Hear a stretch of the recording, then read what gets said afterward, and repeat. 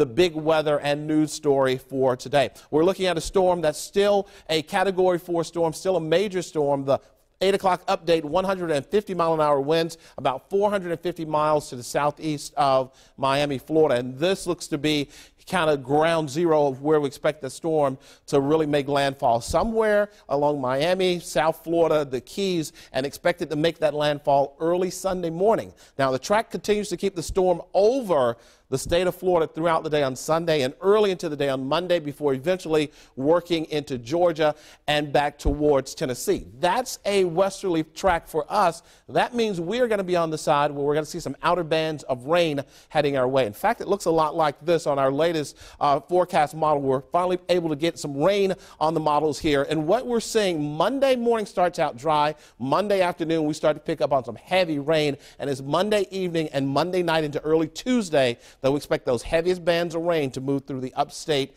and the mountains, although the storm is passing about 200 miles to our west. We'll watch that very closely for you. Monday is the day, afternoon Monday into Tuesday, with temperatures much cooler. 60 is expected in the upstate, and for the mountains, sunny through the weekend with rain thanks to Irma starting on Monday.